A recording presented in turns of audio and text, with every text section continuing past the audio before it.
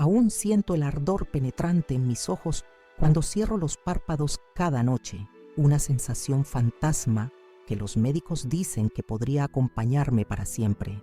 No es solo el dolor físico lo que persiste, son las imágenes grabadas a fuego en mi memoria, la expresión de mi hijo transformándose de súplica a furia descontrolada, el brillo metálico del frasco de ácido captando la luz de la cocina por un instante fugaz. Y luego, la oscuridad invasora mezclada con un dolor indescriptible que me arrancó el aliento y me puso de rodillas sobre el suelo que tantas veces había barrido con esmero. Me llamo Clemencia Orellana. Durante 68 años construí una vida que muchos considerarían afortunada. Enviudé joven, es cierto, pero transformé la pequeña panadería que heredé de mi padre en El Sabor de antaño, el establecimiento más querido del barrio San Blas en el corazón de Quito.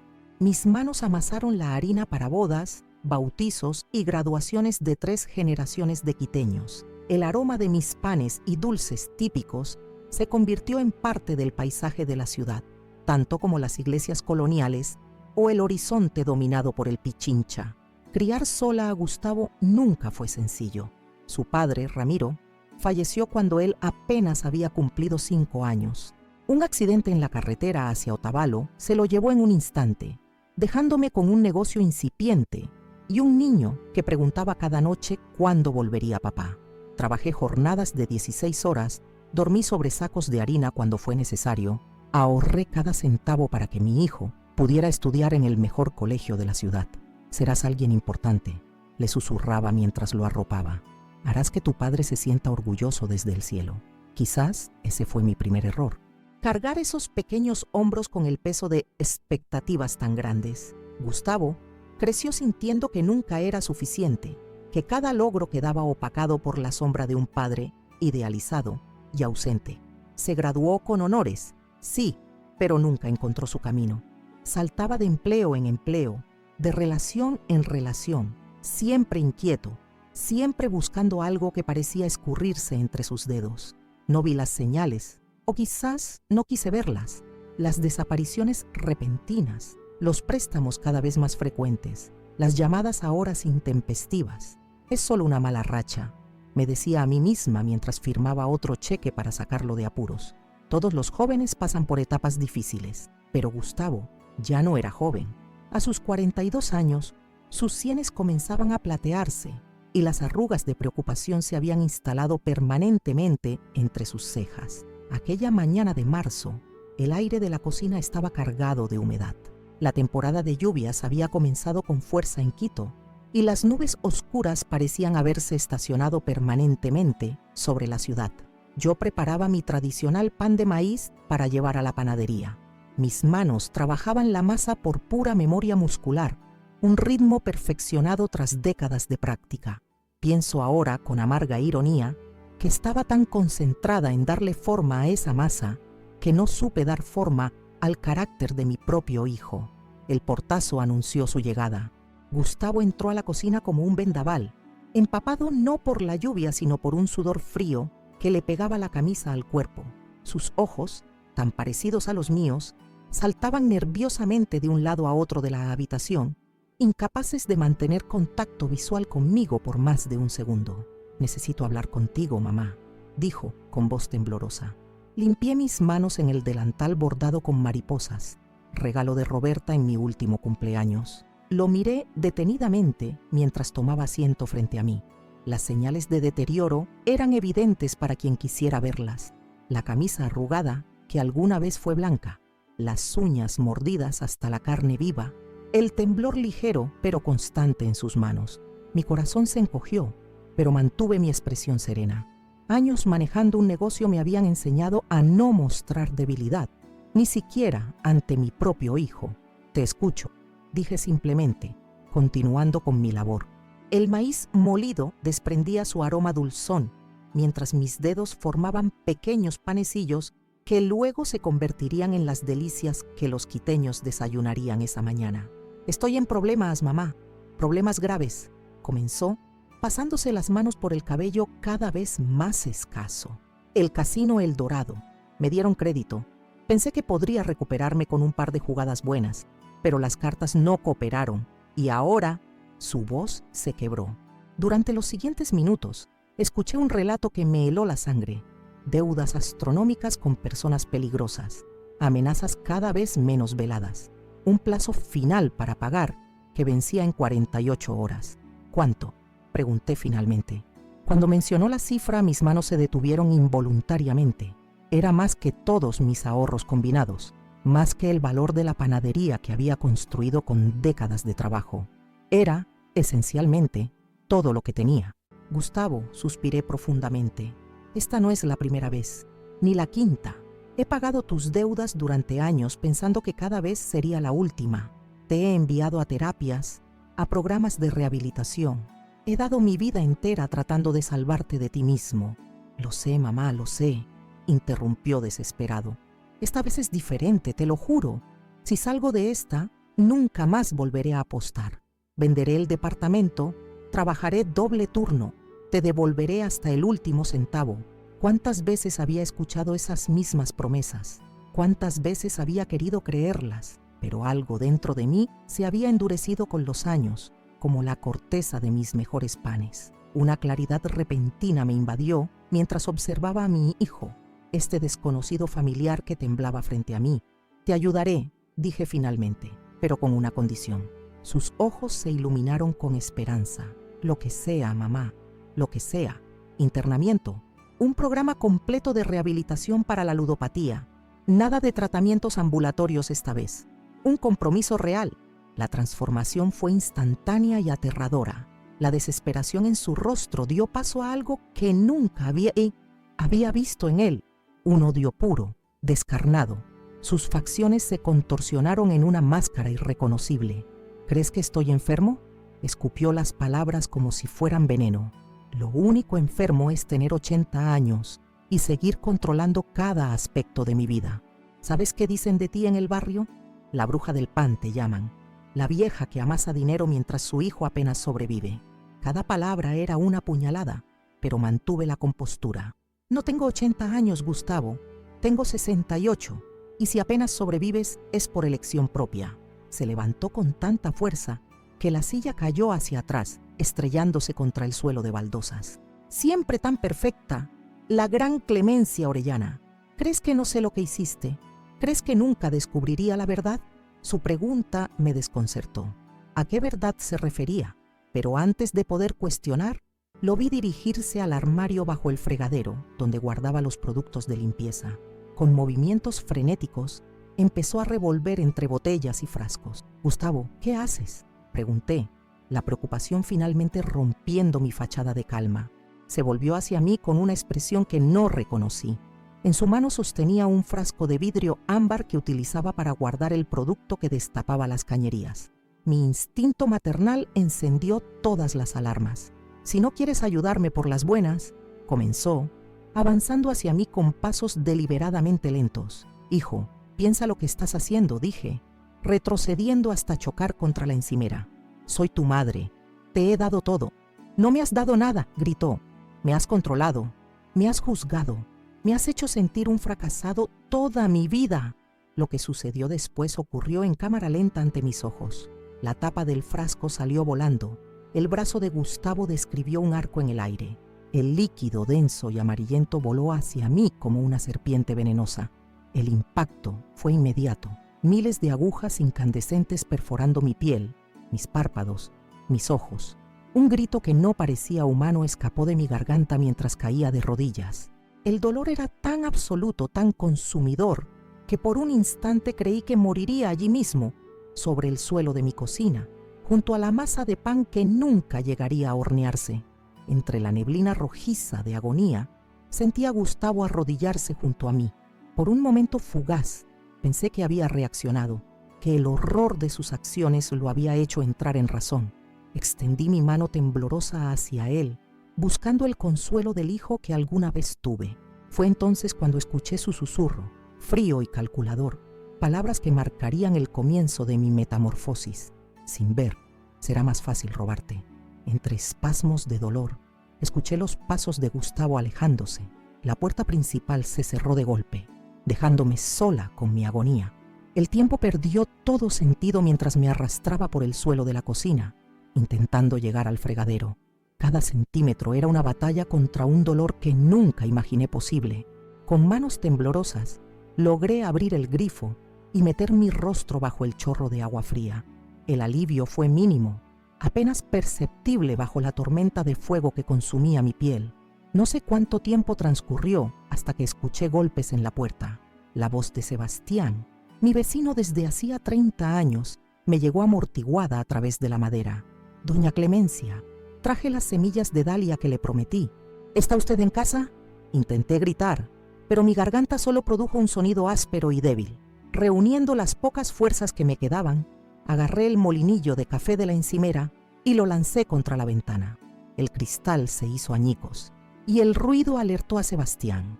Lo que siguió fue un torbellino confuso de sirenas, voces médicas y el olor antiséptico del Hospital San Gabriel.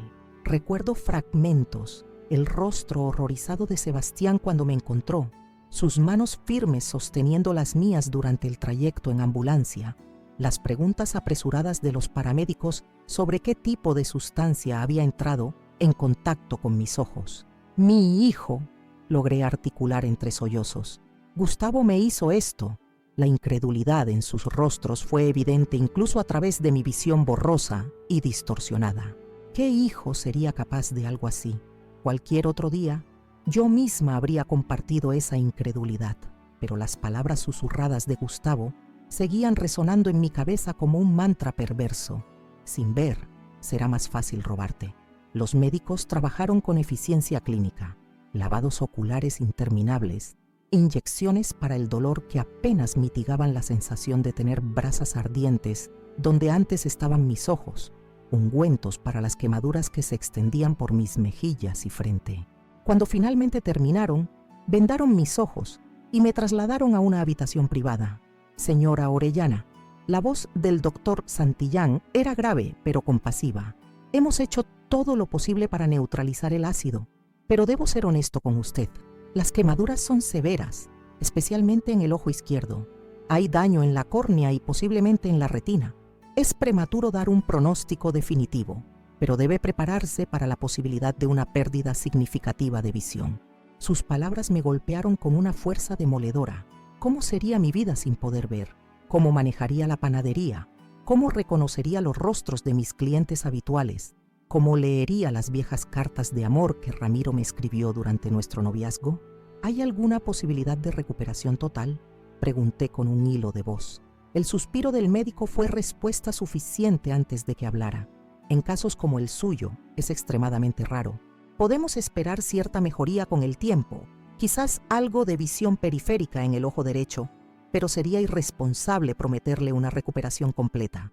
Esa noche, sola en la habitación del hospital, lloré hasta quedarme sin lágrimas. Lloré por la luz del amanecer que quizás nunca volvería a ver, por los colores del mercado de flores que visitaba cada domingo, por las expresiones de los niños cuando probaban mis dulces por primera vez. Lloré por la traición de mi único hijo, por el amor maternal que había sido respondido con el odio más visceral, pero sobre todo, lloré por mi propia ceguera, no la física, sino la emocional que me había impedido ver la verdadera naturaleza de Gustavo durante tantos años. Fue en esas horas oscuras, entre el dolor físico y la devastación emocional, cuando ocurrió algo extraordinario. Al retirar una de las compresas húmedas que habían colocado sobre mis vendajes, noté un destello fugaz de luz por el rabillo del ojo derecho.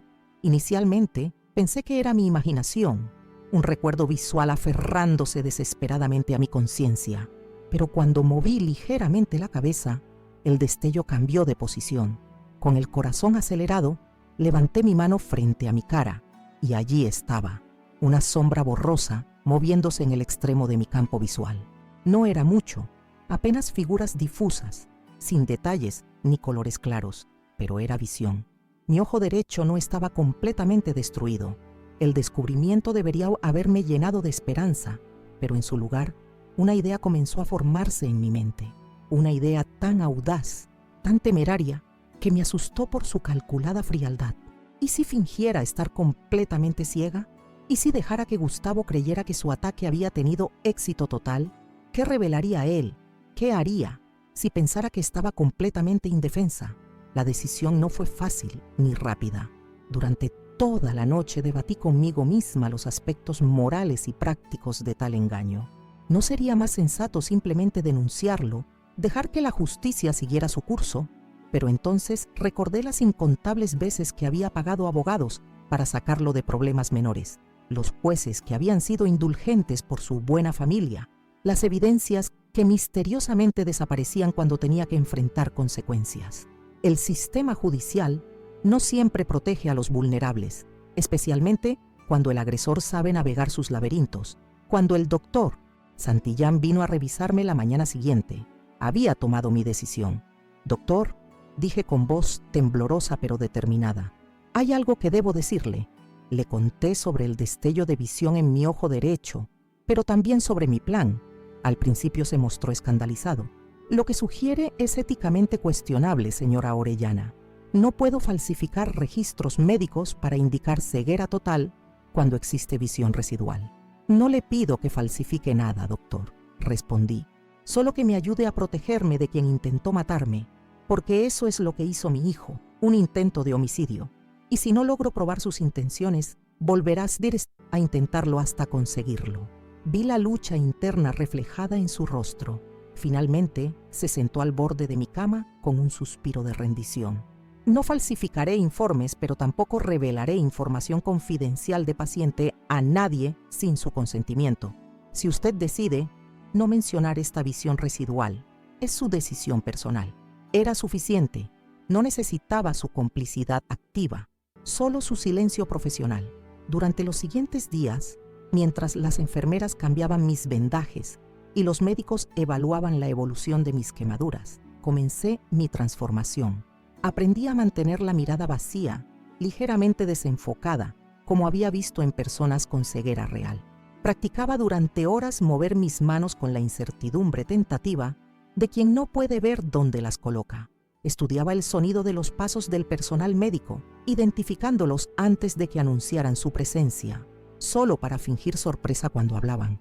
Cuando Gustavo finalmente apareció en mi habitación, 5 días después del ataque, estaba preparada. Escuché sus pasos indecisos en la puerta, el susurro nervioso con la enfermera, el carraspeo incómodo cuando finalmente entró. «Mamá», su voz sonaba contrita, ensayada. «¿Cómo te sientes?». Giré la cabeza en dirección al sonido, calculando deliberadamente mal, quedando mi rostro orientado unos 20 centímetros a su izquierda. «¿Gustavo? ¿Eres tú?», pregunté con voz débil, extendiendo mi mano hacia el espacio vacío. Lo vi tensarse a través de mi limitada visión periférica. Su postura cambió sutilmente, los hombros relajándose, la espalda enderezándose. Era la postura de alguien que acaba de confirmar que ha salido victorioso de una batalla. «Sí, mamá, soy yo», se acercó, tomando mi mano extendida con una gentileza que jamás había mostrado. «Los médicos me explicaron todo. Lo siento tanto. El accidente». «¿Accidente?», interrumpí manteniendo mi rostro inexpresivo.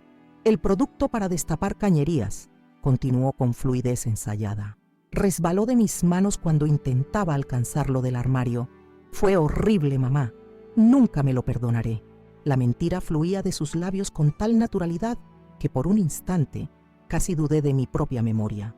Pero las palabras que susurró cuando creía que nadie más podía oírlo seguían grabadas a fuego en mi mente.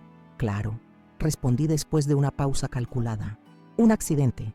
Qué torpe de mi parte estar justo debajo cuando ocurrió».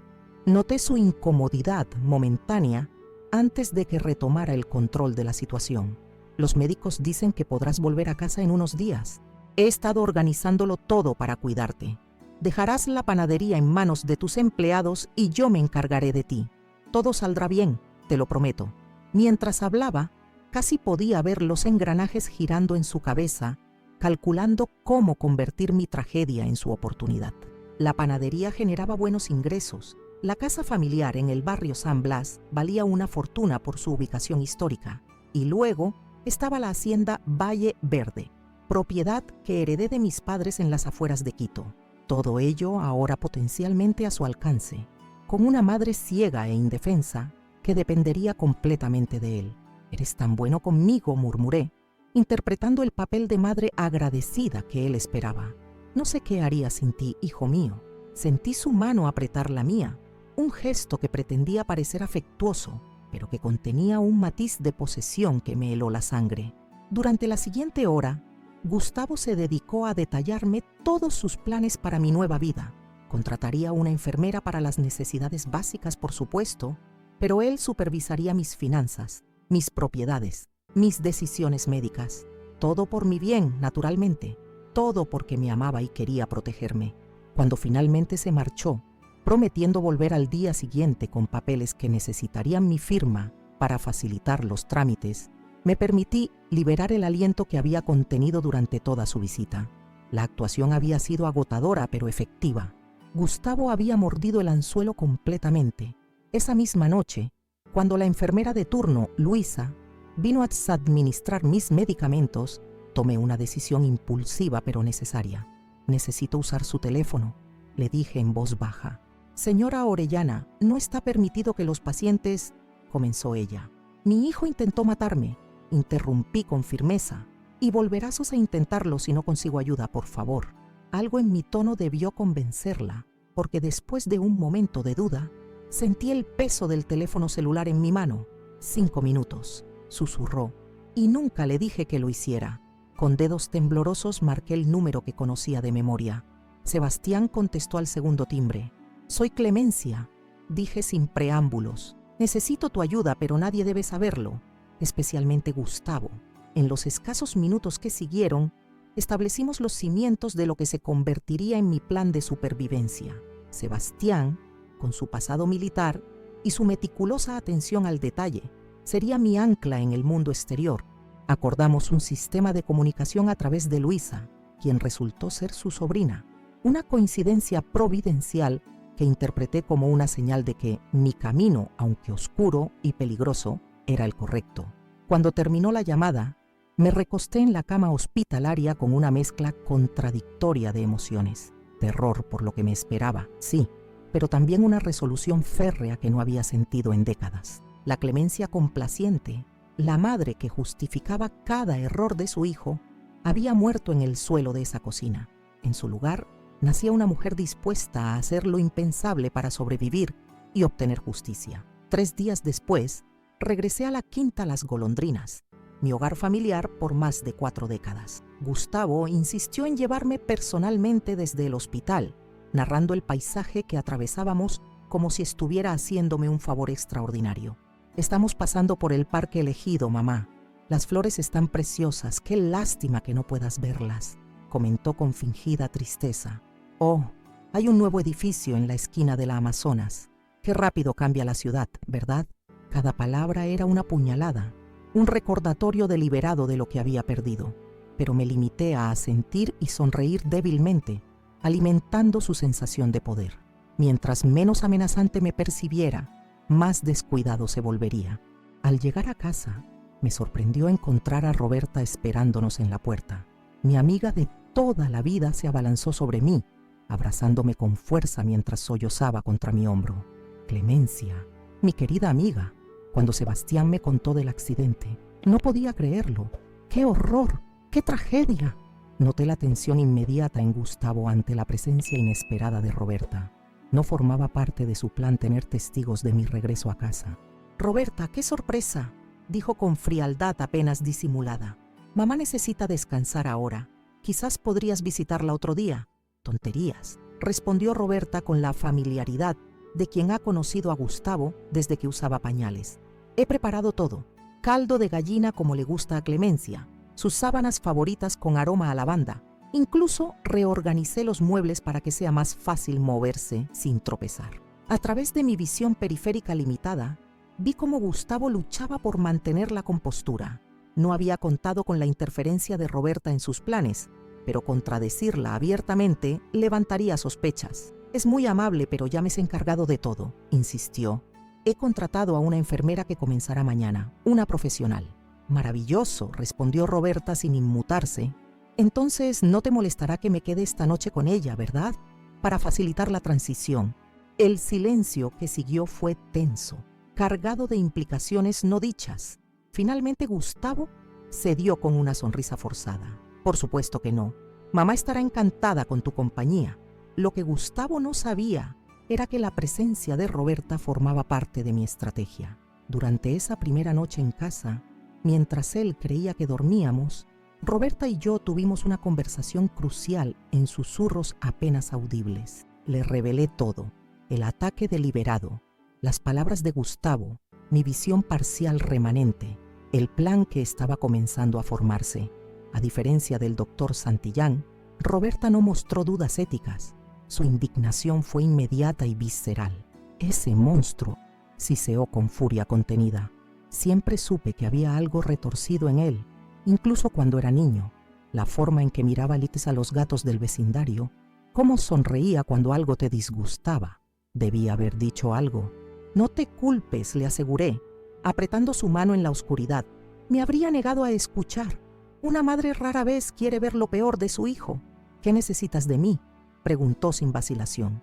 Ojos y oídos, respondí. No puedes quedarte permanentemente. Gustavo encontraría la forma de alejarte, pero puedes visitar regularmente, observar cambios en la casa, notificar a Sebastián si algo parece sospechoso y, sobre todo, ayudarme a contactar a alguien más. ¿Quién? El teniente Ernesto Guevara. Dije el nombre que Sebastián me había proporcionado. Un oficial de la policía que no se deja comprar fácilmente. Si vamos a atrapar a Gustavo, necesitaremos pruebas irrefutables y autoridades dispuestas a actuar cuando las tengamos. Los días siguientes a mi regreso a casa fueron un extraño baile entre el depredador y la presa. Yo, fingiendo indefensión absoluta. Gustavo, interpretando el papel de hijo devoto mientras tejía su red alrededor de mí. Cada mañana entraba en mi habitación con un exagerado «Buenos días, mamita», que jamás había usado antes, trayendo desayunos que dejaba descuidadamente fuera de mi alcance. «Oh, perdona», decía con falsa preocupación cuando yo tanteaba el aire buscando la taza de café. «Aún no me acostumbro a tu condición». Aprendí a moverme por mi propia casa como si fuera un laberinto desconocido, calculando cada paso con la inseguridad que se esperaría de alguien recién privado de visión. Chocaba ocasionalmente contra muebles que habían estado en el mismo lugar durante décadas. Derramaba líquidos accidentalmente. Buscaba interruptores de luz por pura costumbre. Todo parte de una coreografía cuidadosamente diseñada para alimentar la confianza de Gustavo en mi incapacidad. La enfermera que contrató, Marcela, resultó ser una bendición inesperada. Una mujer severa pero justa de unos 50 años, que pronto desarrolló un evidente desprecio por Gustavo y sus modales condescendientes. Durante nuestras sesiones de higiene y cambio de vendajes, cuando estábamos seguras de estar a solas, comenzó a susurrarme observaciones. Su hijo estuvo revisando los documentos de su escritorio anoche, señora. Fotografió varios con su teléfono. Oh, tiene visitas cuando usted duerme. Hombres que hablan en voz baja, que huelen a tabaco caro y colonia barata. Sin saberlo, Marcela se convirtió en otra pieza vital de mi red de información. Nunca le revelé mi secreto. Cuantas menos personas lo supieran, más seguro estaría. Pero su instinto maternal la puso naturalmente de mi lado. 2 semanas después del ataque, Gustavo comenzó a traerme documentos para firmar. «Simple papeleo para administrar la panadería mientras te recuperas», explicaba con tono despreocupado. «Oh, es solo para actualizar tu seguro médico, nada importante». Con mi mano derecha sostenía mi muñeca izquierda por debajo de la mesa, pellizcándola dolorosamente cada vez que debía firmar. El dolor me ayudaba a mantener la firma temblorosa, irreconocible comparada con mi rúbrica habitual, precisa y fluida. Era una pequeña victoria. Documentos con firmas tan diferentes podrían cuestionarse legalmente más adelante. Las primeras transferencias bancarias comenzaron a realizarse, pequeñas sumas al principio, lo suficientemente modestas para no despertar alarmas en el banco. $500 aquí, 800 allá. A través de Roberta, quien visitaba regularmente trayendo comida casera y chismes del barrio, mantenía contacto con Sebastián, quien a su vez documentaba meticulosamente cada movimiento financiero sospechoso. Una tarde particularmente significativa, escuché a Gustavo hablando por teléfono en el jardín, creyéndome dormida en mi habitación. Gracias a mi visión periférica limitada, y a los espejos estratégicamente colocados por Roberta en mi ventana, podía observarlo desde mi cama sin que lo supiera. Te digo que es perfecto, decía con entusiasmo apenas contenido. Está completamente ciega e indefensa. En 2 meses habré transferido lo suficiente para pagar la mitad de la deuda, y cuando vendamos la hacienda Valle Verde, liquidaremos el resto. Sí, es cuestión de tiempo, hasta que firme la transferencia de propiedad. No sospecha nada. Cree cada palabra que digo. La panadería, por supuesto, también está incluida en el plan. Vale una fortuna solo por la ubicación en el centro histórico. No te preocupes por ella. A su edad y en su condición, un accidente puede ocurrir en cualquier momento. Una caída desafortunada por las escaleras, quizás. La sangre se me heló en las venas. No era solo mi dinero lo que buscaba. Estaba planeando mi muerte. Una caída accidental que eliminaría el último obstáculo entre él y mi patrimonio completo. El miedo me paralizó momentáneamente, pero fue rápidamente reemplazado por una determinación férrea. Era una carrera contra el tiempo, y la meta era literalmente mi supervivencia. Esa noche, esperé hasta escuchar los ronquidos de Gustavo desde su habitación. Me levanté sigilosamente y, guiándome por los contornos borrosos que podía distinguir, llegué hasta el teléfono de la cocina. Había memorizado el número que Sebastián me dio durante su última visita casual a casa. ¿Teniente Guevara?, susurré, cuando una voz ronca contestó al otro lado de la línea. Soy Clemencia Orellana. Sebastián Cifuentes le habló de mí. Necesito su ayuda urgentemente. Mi hijo está planeando matarme. 2 días después, bajo el pretexto de una cita médica, Sebastián me recogió para llevarme al consultorio del doctor Santillán. En realidad, nos dirigimos a una cafetería discreta en un barrio alejado del centro. Allí, en una mesa apartada en la esquina más oscura del local, me esperaba el teniente Ernesto Guevara. Señora Orellana. Su voz era grave, pero amable. Sus manos ásperas cuando estrechó la mía. Sebastián me ha puesto al tanto de su situación. Debo decir que su plan es poco convencional. La desesperación engendra estrategias desesperadas, teniente, respondí, manteniendo mi mirada deliberadamente desenfocada, a pesar de que en la penumbra del café, con mis gafas oscuras, nadie notaría que podía ver parcialmente. Durante la siguiente hora, le expliqué todos los detalles: el ataque con ácido, las palabras reveladoras de Gustavo, las transferencias bancarias que habían comenzado, la conversación telefónica que había presenciado sobre mis futuros accidentes. Lo que usted describe son varios delitos graves, comentó el teniente después de escucharme atentamente. Intento de homicidio, fraude financiero, falsificación de documentos, pero necesitamos pruebas concretas, evidencia que ningún abogado pueda desacreditar. ¿Qué sugiere?, preguntó Sebastián, siempre práctico. Micrófonos ocultos, respondió Guevara sin dudar. Cámaras en puntos estratégicos de la casa. Necesitamos capturar confesiones, conversaciones incriminatorias, el acceso a documentos y cuentas sin autorización. ¿Es legal?, cuestioné, aunque en ese punto la legalidad me preocupaba menos que mi supervivencia. En circunstancias normales requeriría orden judicial, admitió. Pero dado que es su propiedad, si usted instala los dispositivos voluntariamente como medida de seguridad personal, ante una amenaza creíble contra su vida, existe cierta área gris que podríamos aprovechar. No era la respuesta más reconfortante, pero era suficiente. Acordamos los detalles logísticos. Sebastián proporcionaría acceso a la casa cuando Gustavo estuviera ausente. Ramiro, sobrino de Guevara especializado en sistemas de seguridad, instalaría el equipo discretamente. La abogada Lucía Paredes, especialista en casos de maltrato familiar, prepararía la estrategia legal para cuando tuviéramos suficientes pruebas. Una cosa más, añadió Guevara antes de terminar nuestra reunión. Su hijo tiene conexiones en el Casino El Dorado. Ese lugar está bajo investigación por lavado de dinero y otras actividades ilícitas. Los hombres a quienes debe dinero no son simples prestamistas, son criminales peligrosos. Debemos actuar con extrema cautela. Esa información añadía una nueva dimensión de peligro a mi situación. No solo estaba lidiando con mi propio hijo traicionero, sino con toda una red criminal que tenía intereses en mi patrimonio. Durante las semanas siguientes, nuestra operación se desarrolló con la precisión de un reloj suizo. Aproveché cada ausencia de Gustavo para permitir pequeñas modificaciones en la casa. Un cuadro reposicionado que ocultaba una cámara diminuta, un jarrón decorativo con un micrófono en su base. Incluso mi propio bastón blanco fue equipado con un dispositivo de grabación. Mi actuación como mujer ciega se perfeccionó hasta convertirse en segunda naturaleza.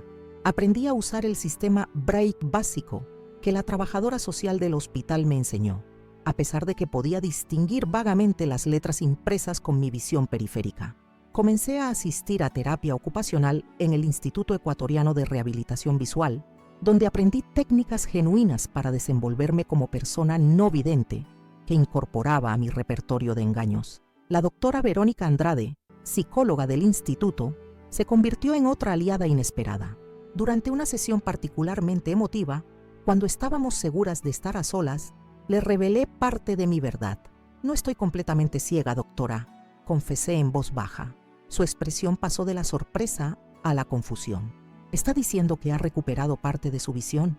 Eso sería maravilloso, pero ¿por qué fingir entonces? Porque el hombre que me hizo esto, mi propio hijo, cree que logró su objetivo y necesito que siga creyéndolo hasta que pueda probarlo.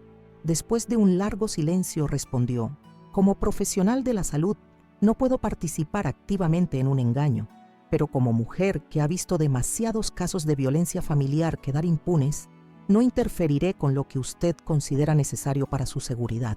Su discreta aprobación significó más de lo que podría expresar. Me proporcionó información valiosa sobre cómo las personas realmente ciegas navegan por el mundo, pequeños detalles que harían mi actuación más convincente. Cómo los ciegos recientes tienden a mantener los ojos abiertos a diferencia de los ciegos de nacimiento. Cómo giran la cabeza hacia los sonidos. Cómo sus expresiones faciales pueden parecer desconectadas de la conversación por falta de retroalimentación visual. Mientras tanto, las evidencias contra Gustavo se acumulaban día tras día. Las cámaras capturaron imágenes de él revisando mis documentos personales, accediendo a mi computadora, hablando por teléfono sobre propiedades que planeaba vender. Los micrófonos registraron conversaciones con sus cómplices del casino, discusiones sobre cómo acelerar las transferencias sin levantar sospechas, incluso exploraciones sobre qué medicamentos podrían causar un paro cardíaco que pareciera natural en una mujer mayor. Una noche particularmente reveladora, Gustavo trajo a casa a dos hombres que nunca había visto. Desde mi habitación, fingiendo estar profundamente dormida, los escuchaba conversar en el estudio. «El terreno de la hacienda Valle Verde vale una fortuna», decía uno de ellos con acento costeño. «Especialmente ahora que aprobaron la construcción de la nueva carretera. Podrías pagar toda tu deuda solo con esa propiedad. El problema es conseguir que firme», respondió Gustavo. Últimamente se ha vuelto sospechosamente reticente, incluso en su estado, como si algo la hiciera dudar. «¿No dijiste que está completamente ciega?», preguntó el segundo hombre, su voz un barítono amenazador. «Los ciegos son fáciles de engañar. Les pones un papel delante, les dices que es una cosa cuando es otra». «Lo he intentado». La frustración en la voz de Gustavo era palpable. «Pero esa vieja zorra es más lista de lo que parece. Insiste en que Roberta o Sebastián le lean todos los documentos antes de firmar. Entonces elimina a esos amigos entrometidos del panorama», sugirió el primer hombre con escalofriante casualidad. «Un accidente, una amenaza, lo que sea necesario. O acelera el proceso con la vieja», añadió el segundo. «El jefe no esperará eternamente su dinero. Tienes un mes, Gustavo. Un mes para pagar o para proporcionar garantías reales, no promesas». El temor me invadió como una ola helada. No solo mi vida estaba en peligro ahora, sino también las de mis fieles amigos. Necesitábamos actuar antes de que Gustavo se viera acorralado por sus acreedores y tomara medidas drásticas. Al día siguiente, durante una visita programada de Roberta, logré pasarle una nota detallando la conversación que había presenciado. Ella palideció visiblemente, pero mantuvo la compostura mientras continuaba parloteando sobre los chismes del barrio, consciente de que Gustavo podría estar escuchando. Esa misma tarde, recibí una llamada equivocada, que en realidad era del teniente Guevara. «Señora Clemencia, la situación se ha escalado. Tenemos suficientes evidencias para proceder legalmente, pero ahora existe un riesgo inmediato para usted y sus allegados. Debemos acelerar el plan». «¿Cómo?», Pregunté fingiendo hablar con una amiga de la parroquia para beneficio de Gustavo, quien merodeaba cerca. La hacienda Valle Verde. Gustavo está obsesionado con obtenerla. Propóngale ir allí el fin de semana para despedirse del lugar antes de transferírselo. Es aislado, perfecto para obtener una confesión completa sin interrupciones. Tendremos agentes apostados en los alrededores. La idea era brillante en su simplicidad. Aislar a Gustavo, lejos de sus cómplices, en un entorno donde se sentiría confiado para hablar libremente, creyendo que nadie más podría escucharlo. Esa noche, durante la cena, lancé mi anzuelo. Gustavo, dije con voz cansada, revolviendo distraídamente la sopa que apenas había probado. He estado pensando en la hacienda. El tintineo de su cuchara al caer en el plato reveló su interés inmediato. ¿La hacienda? ¿Qué pasa con ella? Creo que debería ser tuya. Continué, midiendo cuidadosamente cada palabra.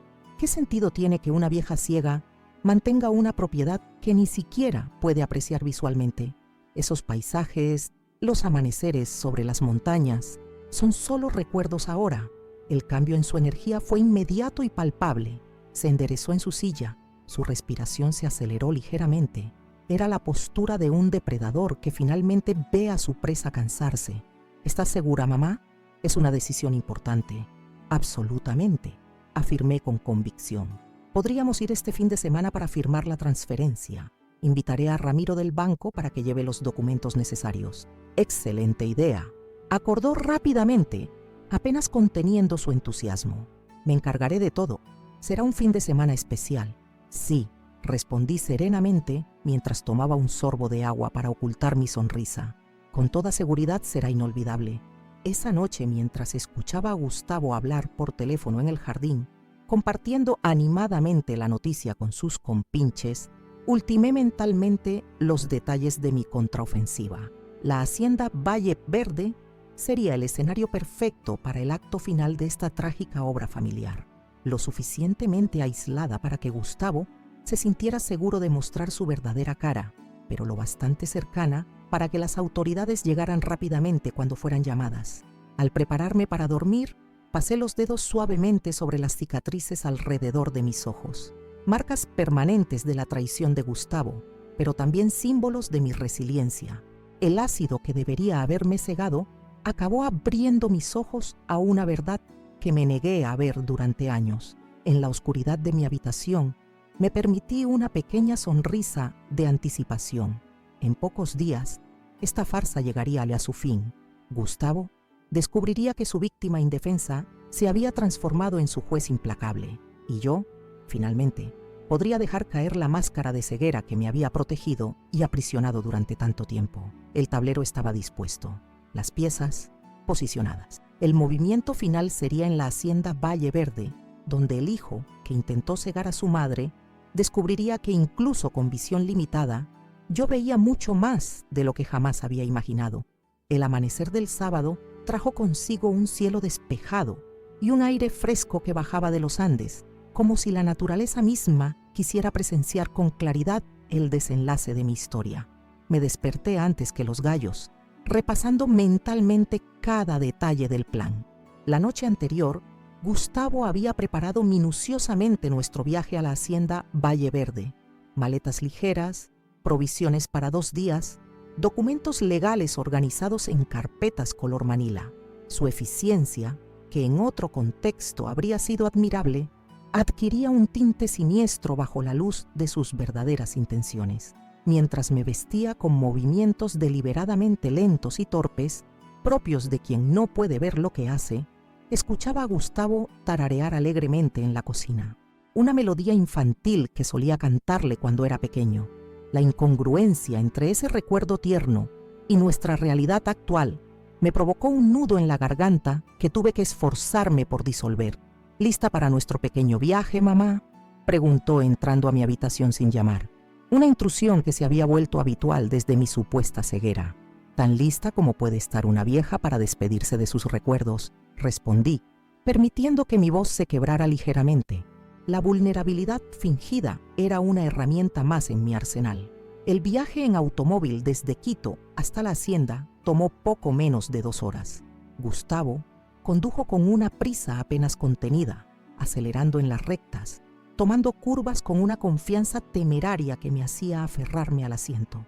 Durante el trayecto, mantuvo una charla incesante sobre las maravillas que planeaba para el futuro de la hacienda.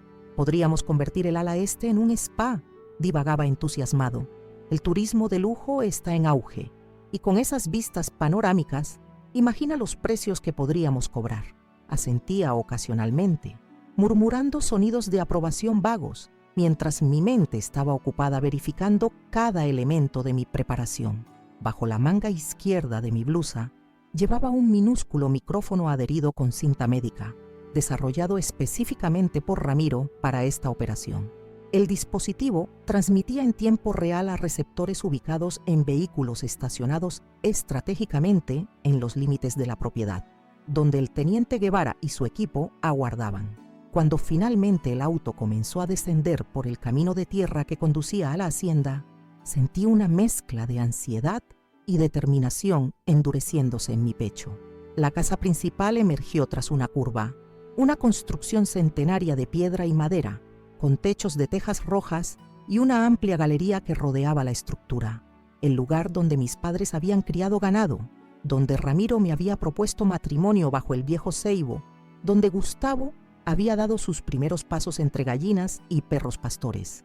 Hogar, dulce hogar, comentó Gustavo con un tono que combinaba nostalgia y codicia mientras estacionaba frente a la entrada principal. La casa estaba sorprendentemente bien mantenida. Habíamos contratado a Jacinto, un campesino local, para que cuidara de la propiedad durante nuestras ausencias, que se habían vuelto más prolongadas en los últimos años. El aroma a leña recién cortada y a hierbas frescas indicaba que alguien había preparado el lugar para nuestra llegada. El banco enviará a su representante mañana temprano, anunció Gustavo, mientras llevaba las maletas al interior. Así tendremos tiempo de recorrer la propiedad, por los viejos tiempos. Su consideración era tan falsa como mi ceguera. Sabía por el teniente Guevara que ningún funcionario bancario vendría. El plan era simple. Necesitábamos que Gustavo se sintiera seguro, confiado en que estábamos completamente solos, para que bajara la guardia y revelara sus verdaderas intenciones. Durante la tarde, Gustavo insistió en dar un paseo por los terrenos de la hacienda. Me guió con una solicitud exagerada, describiéndome cambios inexistentes en el paisaje, inventando mejoras en infraestructuras que permanecían exactamente como las recordaba. Mi bastón blanco golpeaba rítmicamente el suelo mientras caminábamos, cada impacto registrando nuestra conversación con perfecta claridad. Tras la caminata, Gustavo preparó té de hierbas que servimos en la amplia galería.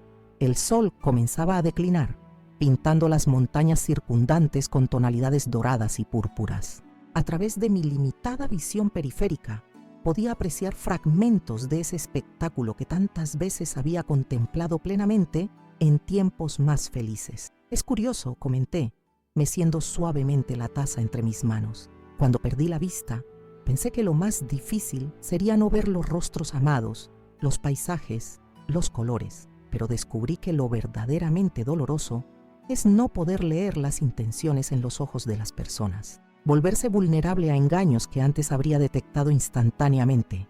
Gustavo se tensó imperceptiblemente. La vida da giros inesperados, respondió con vaguedad. Pero me tienes a mí para protegerte, mamá. Siempre estaré velando por tus intereses. ¿Mis intereses?, pregunté con fingida inocencia. ¿O los tuyos? Un silencio denso se instaló entre nosotros, roto únicamente por el canto de los grillos que comenzaban su sinfonía nocturna. ¿Qué insinúas? Su voz adquirió un filo defensivo. Nada, hijo.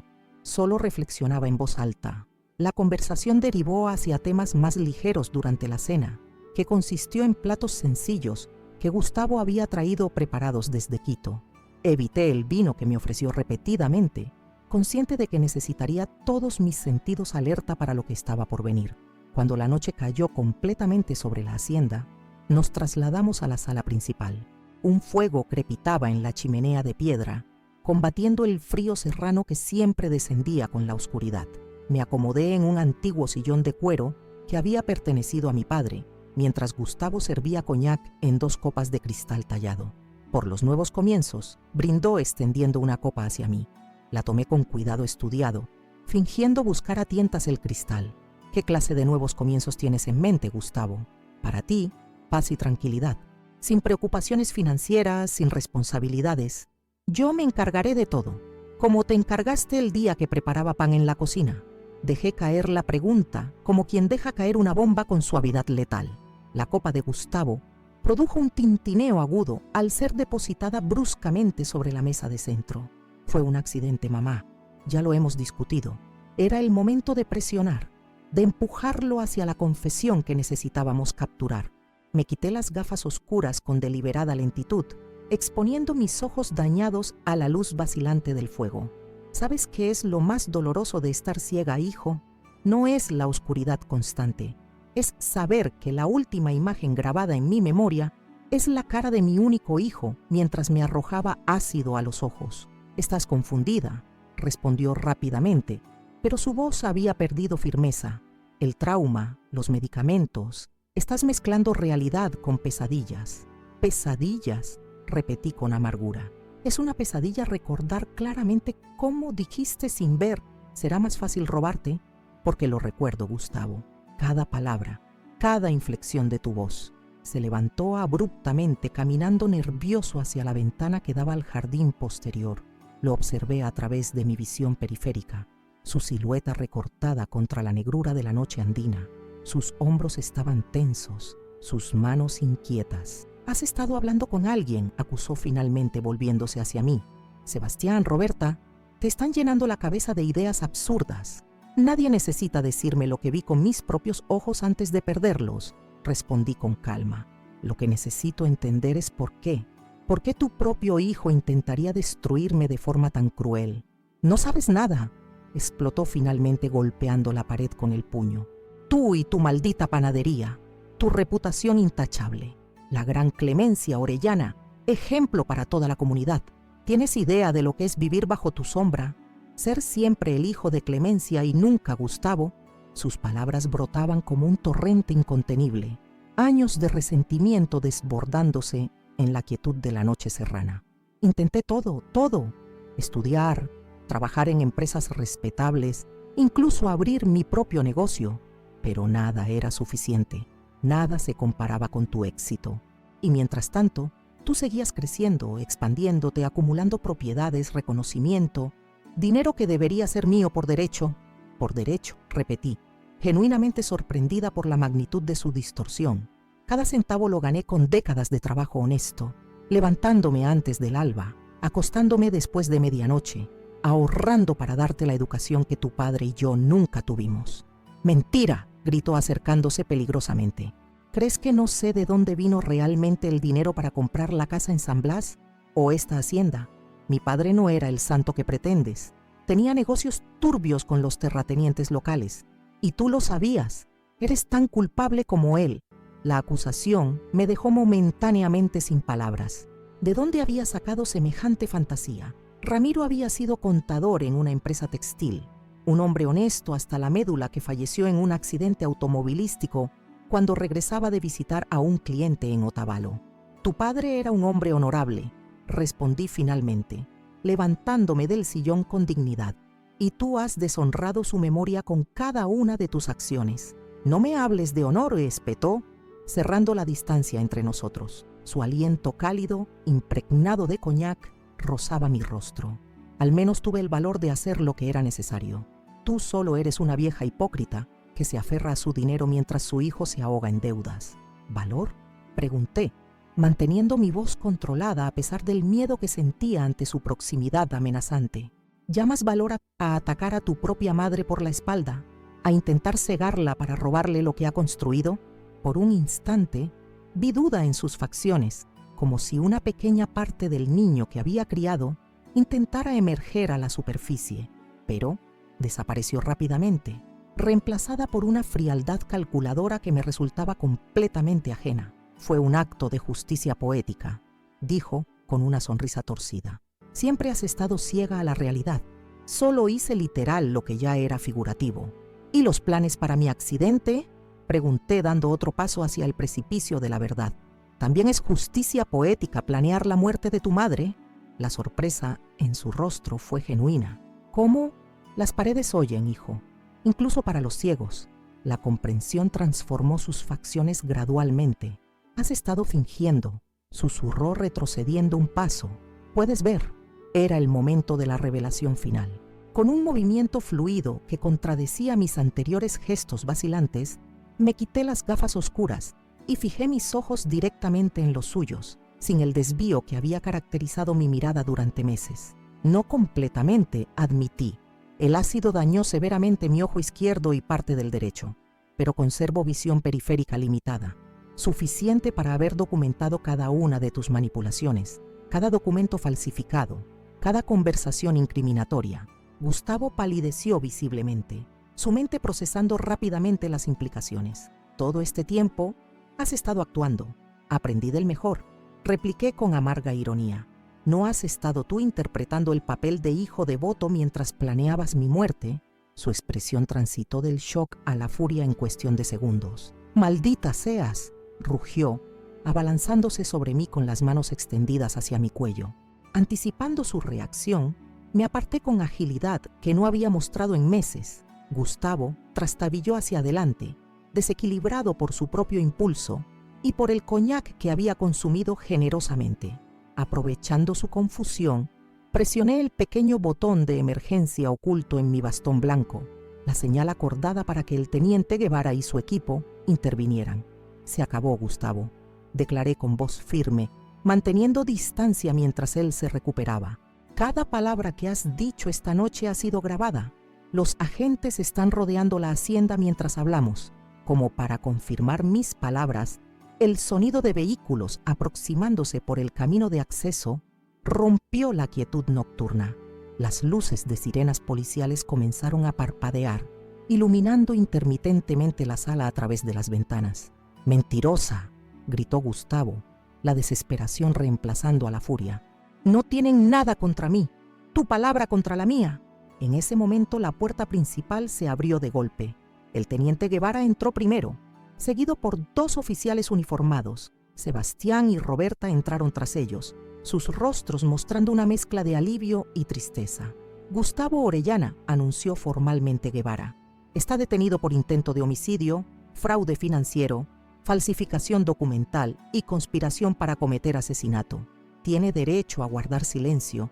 Mientras recitaba los derechos legales, los oficiales procedieron a esposar a mi hijo, quien parecía haber entrado en un estado de shock. Sus ojos, tan parecidos a los míos, estaban abiertos en desconcierto absoluto, como si no pudiera creer que su meticuloso plan hubiera colapsado tan espectacularmente. «Mamá», murmuró cuando pasaba junto a mí, escoltado hacia la salida. «No puedes hacer esto. Soy tu hijo.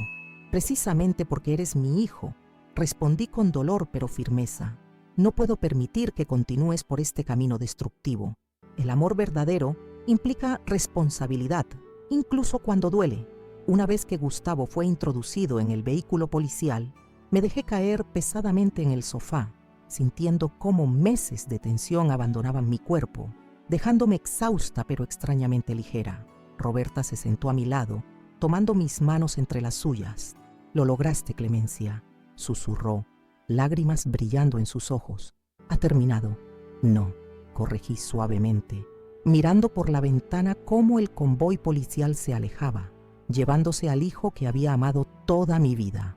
Apenas comienza el verdadero desafío. El teniente Guevara se acercó, sosteniendo una pequeña grabadora. «Tenemos todo lo que necesitábamos y más. Su confesión es irrefutable. Con las pruebas acumuladas durante estos meses, enfrentará una condena considerable». Asentí lentamente, agradeciendo su eficiencia, pero sin encontrar satisfacción en el resultado. No había ganadores en esta historia, solo diferentes grados de pérdida y dolor. Pasé esa noche en la hacienda, negándome a regresar inmediatamente a Quito. Necesitaba espacio para procesar todo lo ocurrido, para reconciliarme con la nueva realidad que había ayudado a crear. Sebastián y Roberta insistieron en quedarse conmigo, turnándose para hacer guardia aunque ya no había peligro inmediato. Al amanecer, salí al porche delantero con una taza de café humeante entre las manos. El sol emergía perezosamente entre las cumbres andinas, dorando las copas de los árboles centenarios que bordeaban la propiedad. Con mi visión limitada, Apenas distinguía fragmentos de ese espectáculo, pero era suficiente para llenarme de una extraña paz. La justicia se había hecho, sí, pero a un precio terrible. Había perdido a mi hijo 2 veces. Primero, cuando decidió que mi patrimonio valía más que mi vida. Segundo, cuando me vi obligada a entregarlo a las autoridades para detener su espiral de destrucción. Mientras contemplaba el nuevo día naciendo sobre las tierras que habían sido testigo de tantas alegrías y ahora de tanto dolor, comprendí que mi viaje apenas comenzaba. La reconstrucción sería lenta y dolorosa, tanto de mi visión parcialmente perdida como de mi vida completamente transformada. Pero por primera vez en mucho tiempo, podía ver el camino adelante con claridad, incluso a través de ojos dañados. Ya no necesitaría fingir ceguera ni vulnerabilidad. Ya no viviría temiendo la traición de quien más debería protegerme. Era libre, por fin, de la oscuridad que había elegido habitar para sobrevivir. El bastón blanco que había sido mi muleta y mi arma descansaba ahora junto a la puerta, un recordatorio de la mujer que había sido obligada a convertirme. Lo utilizaría por necesidad práctica, no por engaño. Mis cicatrices, tanto las visibles alrededor de mis ojos como las invisibles en mi corazón, serían parte de mí para siempre, pero ya no definirían mi existencia completa. La verdad, como el ácido, quemaba al contacto, pero a diferencia del ácido, la verdad también podía sanar, purificar, liberar.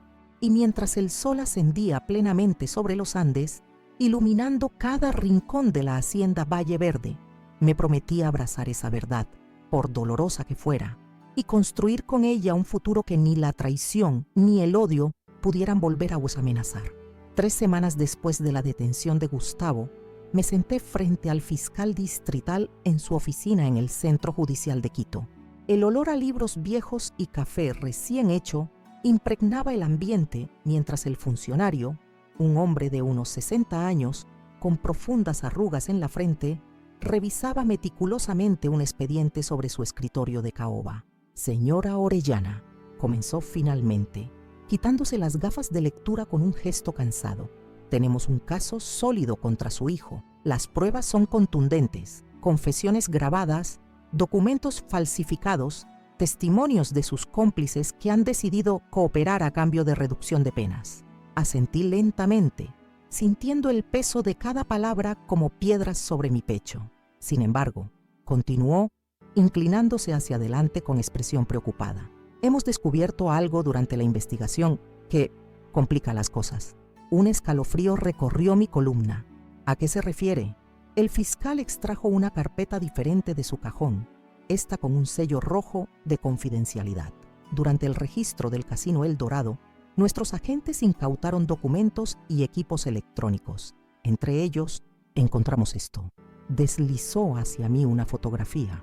Mostraba a 2 hombres conversando en lo que parecía ser una oficina lujosa. Uno era claramente Gustavo. El otro era idéntico a él, excepto por una cicatriz que le atravesaba el lado derecho del rostro, desde la sien hasta la comisura del labio. «No entiendo», murmuré, aunque una sospecha terrible comenzaba a formarse en mi mente. «¿Quién es este hombre?». «Según los registros que hemos podido verificar», respondió el fiscal con cautela. «Se llama Mauricio Paredes, pero hemos realizado pruebas de reconocimiento facial y hay un 99,8% de probabilidad de que sea pariente directo de su hijo, un gemelo para ser precisos». La habitación comenzó a girar a mi alrededor. Me aferré al borde del escritorio para mantener el equilibrio mientras fragmentos dispersos de recuerdos comenzaban a alinearse en mi mente como piezas de un rompecabezas macabro. Aquel embarazo difícil, los médicos advirtiéndome que existían complicaciones, el parto prematuro, traumático, yo inconsciente durante días debido a una hemorragia severa, Ramiro con expresión devastada, informándome que solo uno de nuestros gemelos había sobrevivido. «No es posible», susurré, más para mí misma que para el fiscal. «El otro bebé murió al nacer». «Me temo que no, señora Orellana», intervino el teniente Guevara, quien había permanecido silencioso en una esquina de la oficina hasta entonces. «Hemos investigado exhaustivamente. Su esposo entregó al segundo gemelo a su prima en Colombia, Elena Paredes, quien no podía tener hijos. El certificado de defunción fue falsificado. La traición de Ramiro me golpeó como una bofetada física. El hombre que había amado, idealizado y llorado durante décadas, había mentido sobre algo tan fundamental. Había separado a nuestros hijos, privándome de uno de ellos, negándoles a ambos el vínculo gemelar que debería haber sido suyo por derecho. ¿Por qué? Fue lo único que pude articular. Según el testimonio de Elena Paredes, a quien localizamos en Bogotá, explicó Guevara, Ramiro consideró que sería imposible criar a 2 bebés con los recursos limitados que tenían entonces. Usted acababa de heredar la pequeña panadería de su padre. Apenas sobrevivían económicamente. Elena no podía concebir y su esposo, Miguel Paredes, era un empresario próspero. Creyó que le estaba dando al niño la oportunidad de una vida mejor. Mi mente viajó 4 décadas atrás, a aquellos primeros años de lucha constante, de trabajo extenuante para sacar adelante la panadería mientras criaba a Gustavo. ¿Habría podido con 2 bebés? La respuesta honesta era probablemente no, al menos no sin sacrificios aún mayores. Pero la decisión nunca debió ser solo de Ramiro. Mauricio sabe... Comencé sin poder terminar la pregunta. Sí, confirmó el fiscal. Descubrió la verdad hace aproximadamente 5 años, cuando Elena cayó enferma, y temiendo morir, le confesó todo. Desde entonces ha estado observándolos a usted y a Gustavo. Un escalofrío me recorrió al pensar en este hijo desconocido, vigilándonos desde las sombras, acumulando resentimiento por una vida que nunca tuvo, por una madre que nunca lo buscó porque creía que estaba muerto. ¿Qué tiene que ver todo esto con el caso contra Gustavo?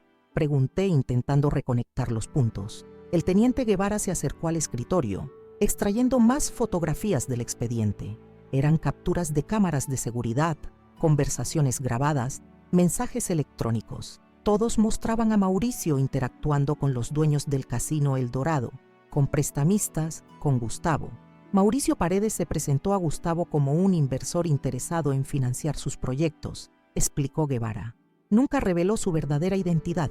A lo largo de 3 años, lo fue enredando sistemáticamente en deudas cada vez mayores. Lo introdujo en el juego, le prestó dinero que sabía que no podría devolver, lo expuso a personas peligrosas. Y cuando la situación se volvió desesperada, continué, comenzando a ver el patrón. Exactamente, asintió el fiscal. Fue Mauricio quien comenzó a sembrar la idea de que usted era un obstáculo, que su dinero podría resolver todos los problemas de Gustavo. En grabaciones encontradas en su apartamento, podemos escuchar claramente cómo sugiere, sin decirlo explícitamente, que una madre ciega sería más fácil de manipular. Me llevé las manos al rostro, sintiendo que el mundo entero se desmoronaba bajo mis pies. ¿Están diciendo que mi propio hijo, mi hijo desconocido, orquestó todo esto? ¿Que manipuló a Gustavo para que me atacara? La evidencia es concluyente, confirmó el fiscal. Mauricio Paredes ejecutó una venganza meticulosamente planeada durante años. Su objetivo no era solo usted, sino destruir a toda la familia que le fue negada.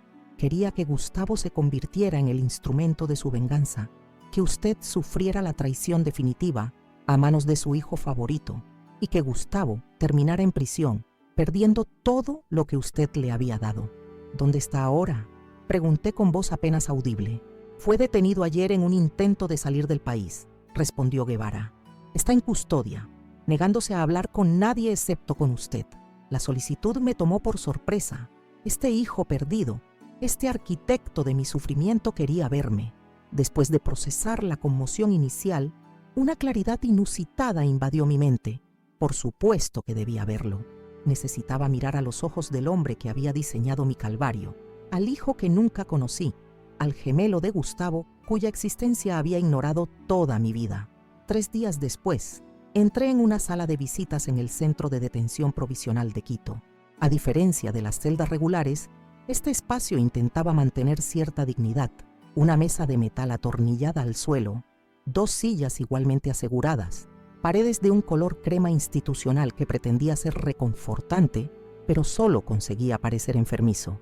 Cuando la puerta se abrió y Mauricio entró, escoltado por 2 guardias, sentí que me miraba a un espejo distorsionado del pasado. Era Gustavo, y no lo era. Los mismos ojos, la misma estructura ósea, pero había algo fundamentalmente diferente en su postura, en la forma en que me evaluaba sin parpadear. La cicatriz que cruzaba su rostro parecía casi deliberada, como si el universo hubiera querido marcar físicamente la diferencia entre los gemelos que la vida había separado. Los guardias lo esposaron a un anillo metálico en la mesa antes de retirarse discretamente hacia la puerta. Nos quedamos en silencio, estudiándonos mutuamente. ¿Qué se dice a un hijo que nunca se conoció? ¿A un hijo que orquestó tu destrucción? ¿Te pareces a ella? Fueron sus primeras palabras, pronunciadas con un acento colombiano apenas perceptible. A Elena. Tienen la misma forma de sostener la cabeza, ligeramente inclinada, como preparándose para recibir un golpe. No era lo que esperaba oír. ¿Ella fue buena contigo?, pregunté, sorprendiéndome a mí misma por querer saber sobre la mujer que había criado a mi hijo. Una sombra de emoción cruzó su rostro. La mejor. Me dio todo lo que pudo, me educó, me protegió de Miguel cuando bebía demasiado. Nunca me faltó nada material, excepto la verdad, añadí suavemente. Excepto eso, coincidió, sus dedos tamborileando rítmicamente sobre la mesa metálica, hasta que el cáncer la obligó a confesarlo todo. Qué conveniente, ¿no? Esperar hasta el final para decirme que mi vida entera era una mentira. Percibí el dolor bajo su amargura, tan familiar y a la vez tan ajeno. No puedo imaginar lo que sentiste. ¿No? Su risa carecía de humor. Imagina descubrir que tu padre te regaló como si fueras un cachorro indeseado, que tu madre biológica nunca te buscó, nunca cuestionó la historia de tu supuesta muerte, que tienes un hermano gemelo que creció recibiendo todo lo que a ti te fue negado. El apellido familiar, la herencia, el amor incondicional de una madre. Cada palabra era como una daga envenenada, pero me obligué a mantener la compostura. Nunca supe que existías, Mauricio. Ramiro me dijo que habías muerto durante el parto. Lloré por ti durante meses, años. Guardé un mechón de cabello tuyo, el único recuerdo tangible que me permitieron conservar, en un medallón que llevé hasta que Gustavo cumplió 10 años. Algo en su expresión vaciló, como si una grieta diminuta apareciera en su armadura de odio. ¿Tienes alguna prueba de eso? ¿O esperas que creas ciegamente en la mujer que permitió que me arrebataran de su lado? Sin responder directamente, abrí el pequeño bolso que había traído conmigo y extraje un objeto envuelto en un pañuelo de seda. Lo desenvolví lentamente sobre la mesa, un medallón ovalado de plata envejecida. Lo encontré entre mis cosas después de que Gustavo fuera arrestado, expliqué mientras abría el delicado mecanismo. Dentro, protegido por un cristal minúsculo, había un mechón de cabello oscuro atado con un hilo azul descolorido. Aquí dice la fecha, el día que naciste, el día que te perdí. Mauricio miró fijamente el medallón, su expresión indescifrable. Extendió una mano esposada para tocarlo, pero se detuvo a medio camino como temiendo que pudiera desintegrarse al contacto. ¿Por qué me muestras esto?, preguntó finalmente, su voz apenas un susurro. Porque mereces saber que fuiste amado, que fuiste llorado, que nunca fuiste olvidado, respondí con sencillez. Lo que Ramiro hizo fue imperdonable. Te robó tu identidad, tu familia, tu conexión con tu hermano. Nos robó a todos la posibilidad de ser una familia completa. Un silencio pesado cayó entre nosotros, lleno de 4 décadas de ausencia, de oportunidades perdidas, de caminos que nunca se cruzaron.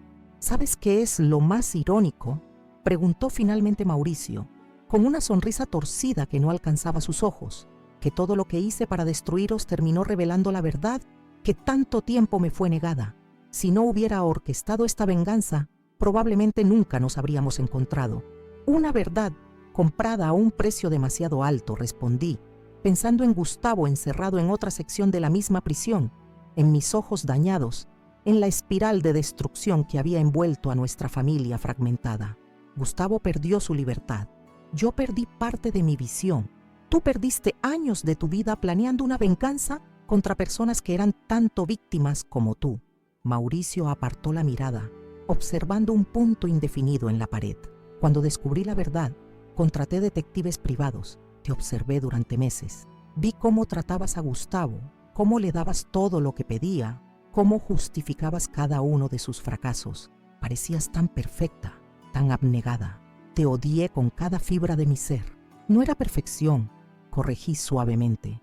Era compensación. Siempre sentí que le había fallado a Gustavo Al no poder darle un padre, una familia completa, intenté llenar todos los vacíos siendo madre y padre a la vez. Y en el proceso lo malcrié, lo sobreprotegí, le evité enfrentar las consecuencias de sus actos. Mi amor, aunque sincero, estaba distorsionado por la culpa. Culpa, repitió él, saboreando la palabra como si fuera un concepto nuevo. Elena también vivía consumida por la culpa, por participar en el engaño, por robarme de mi verdadera familia. Se desvivía complaciéndome, dándome todo lo material que podía. Quizás somos más parecidos de lo que crees, Gustavo y yo, ambos moldeados por madres que compensaban desde la culpa. La observación, tan perspicaz como dolorosa, me dejó momentáneamente sin palabras. Había una verdad innegable en ella, una simetría perturbadora en nuestras vidas paralelas. ¿Qué pasará ahora?, pregunté finalmente. Enfrentaré un juicio, respondió con pragmatismo clínico. Conspiración, incitación al delito, fraude, extorsión. La lista es larga. Probablemente pasaré los próximos 15 a 20 años en prisión si tengo suerte. ¿Y Gustavo? Un destello de algo parecido al remordimiento cruzó su rostro. Su caso es más complicado. Él ejecutó el ataque físico, pero hay evidencia sustancial de manipulación psicológica prolongada. Su abogado está argumentando capacidad disminuida debido a la coerción. Probablemente obtendrá una sentencia reducida, especialmente si coopera plenamente testificando contra mí. La idea de que ambos hermanos, separados al nacer, reunidos por la tragedia, pasaran años encerrados en la misma prisión, me resultaba insoportablemente cruel. Hablaré con el fiscal, decidí en ese momento. Testificaré a favor de la clemencia para ambos. Mauricio me miró con genuina sorpresa. ¿Por qué harías algo así? Después de todo lo que causé, porque soy tu madre, respondí simplemente.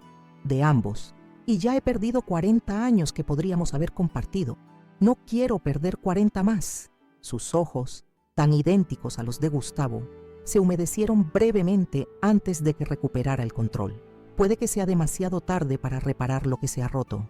Nunca es demasiado tarde para intentarlo, respondí, colocando el medallón sobre la mesa entre nosotros. Este medallón guardó el recuerdo de un hijo perdido durante décadas. Ahora puede ser el comienzo de algo nuevo, si así lo decides. Cuando salí del centro de detención esa tarde, el sol poniente bañaba Quito con una luz dorada que parecía transformar la ciudad colonial en algo etéreo, casi onírico. Me detuve en la plaza frente al edificio, dejando que el bullicio de la vida cotidiana me envolviera. Vendedores ambulantes pregonando sus mercancías, niños persiguiéndose entre risas, ancianos conversando en bancos de piedra gastada. La vida continuaba, imparable, indiferente a nuestras tragedias personales. Y en esa continuidad había algo profundamente reconfortante. El mundo no se había detenido cuando perdí parte de mi visión, cuando descubrí la traición de mi hijo, cuando revelaron que tenía otro hijo cuya existencia había ignorado durante 4 décadas. Mi camino hacia adelante sería diferente al que había imaginado, más complejo, más difícil, pero también potencialmente más rico en significado. Tenía 2 hijos ahora, ambos perdidos a su manera, ambos necesitados de redención y sanación. Las siguientes semanas trajeron una actividad frenética de abogados, audiencias, declaraciones. Cumplí mi promesa de abogar por clemencia para ambos gemelos, relatando la historia completa, la mentira original de Ramiro, la manipulación de Mauricio, la vulnerabilidad de Gustavo. El juez, impresionado por las circunstancias excepcionales del caso, consideró seriamente mis argumentos. Finalmente, se llegó a un acuerdo judicial.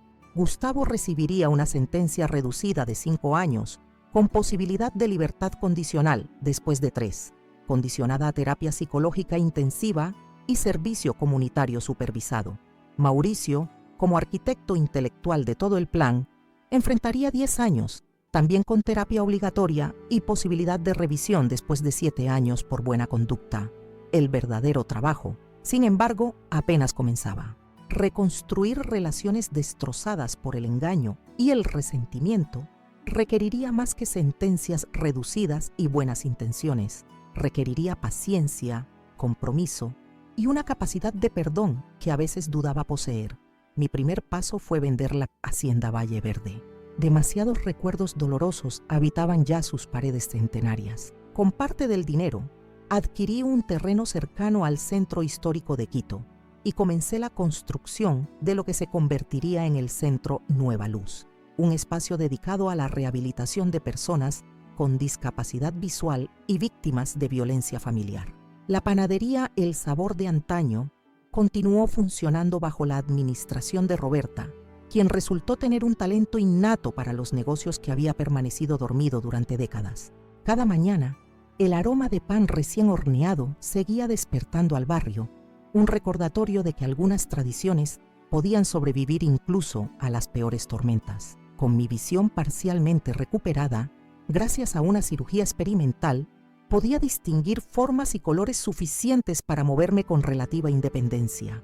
El bastón blanco seguía siendo mi compañero constante, pero ahora era una herramienta práctica, no un elemento de una elaborada farsa. Visitaba a Gustavo y Mauricio regularmente en prisión, al principio por separado, respetando su mutua hostilidad.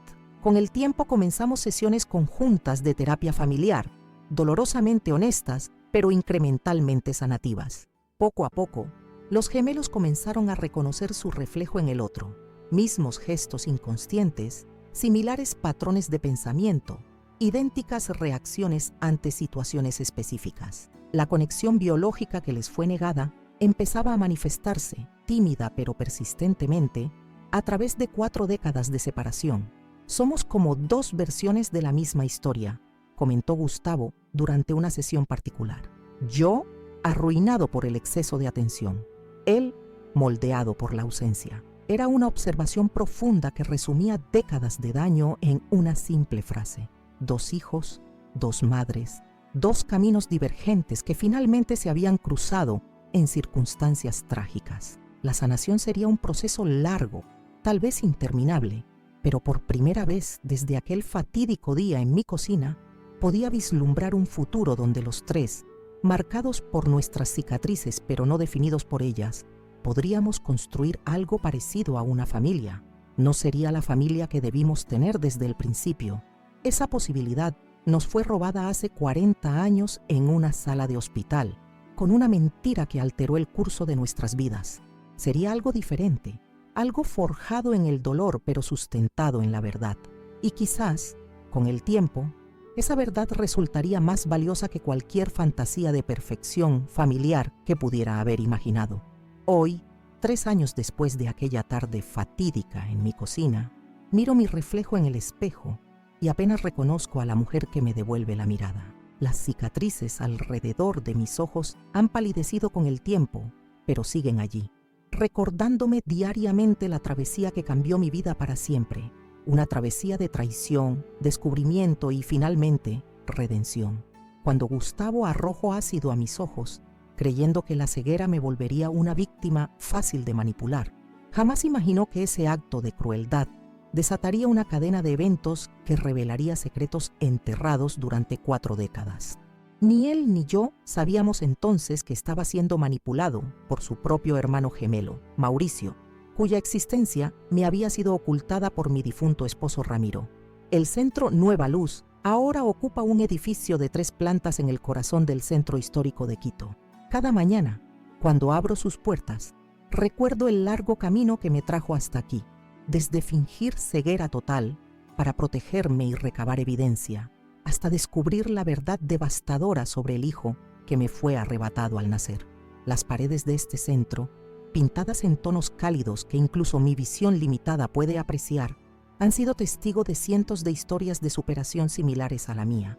Gustavo fue liberado hace 6 meses, después de cumplir 3 años de su condena y mostrar un comportamiento ejemplar. La terapia intensiva transformó al hombre amargado y resentido en alguien capaz de enfrentar sus demonios con valentía.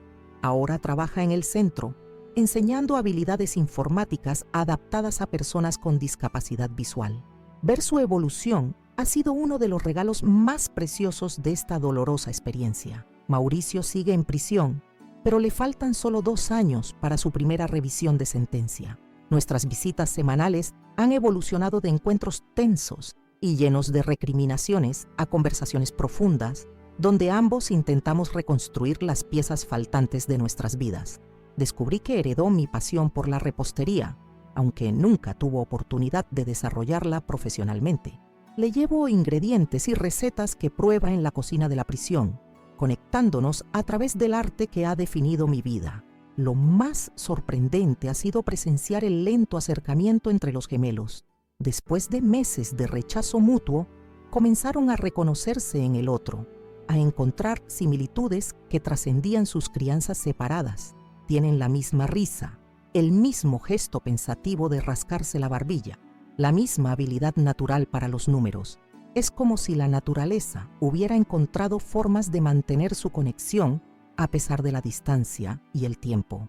La panadería El Sabor de antaño sigue prosperando bajo la administración compartida de Roberta y parcialmente de Gustavo. Los fines de semana aún me permito el placer de hornear algunas especialidades, guiándome más por el tacto y el olfato que por la vista. Mis manos recuerdan lo que mis ojos ya no pueden ver completamente: la textura exacta de una masa perfecta, el momento preciso en que el pan debe salir del horno. Mi visión nunca volverá a ser la que era. El daño en mi ojo izquierdo fue permanente, y aunque el derecho me permite distinguir formas y colores, sigo dependiendo parcialmente de mi bastón blanco y de adaptaciones en mi entorno cotidiano. Sin embargo, he llegado a valorar esta nueva forma de percibir el mundo. A veces, cuando perdemos un sentido, los demás se agudizan de maneras inesperadas. Mi intuición, mi capacidad de escucha, mi sensibilidad táctil se han desarrollado exponencialmente. Si hay una lección que quisiera compartir con ustedes, queridos espectadores, es que la oscuridad nunca es absoluta. Incluso en los momentos más negros de nuestras vidas, existe siempre una pequeña luz, un resquicio de esperanza al que aferrarse. Para mí, fue esa visión periférica limitada que el ácido no logró destruir. Para ustedes quizás sea una amistad inquebrantable como la de Roberta, un profesional dedicado como el Teniente Guevara, o simplemente la certeza interior de que merecen algo mejor que el abuso o la traición. La venganza nunca fue mi objetivo real.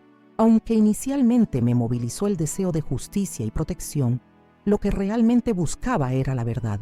Y la verdad, por dolorosa que fuera, me liberó de una vida construida sobre mentiras. Me permitió conocer al hijo que creía muerto, entender las complejidades que llevaron a Gustavo por un camino tan oscuro y finalmente sanar heridas que ni siquiera sabía que tenía. Hoy, a mis 71 años, miro hacia atrás no con amargura, sino con una extraña gratitud por el camino recorrido. Las cicatrices físicas y emocionales que llevo son mapas de supervivencia, no marcas de victimización. Son prueba tangible de que podemos enfrentar lo impensable y emerger, no intactos, pero sí íntegros. Ahora, queridos amigos que me han acompañado en este relato, quiero pedirles algo importante. Si mi historia ha tocado vuestros corazones, si ha resonado en algún rincón de vuestras vidas, por favor, no dejen que este momento se desvanezca sin acción.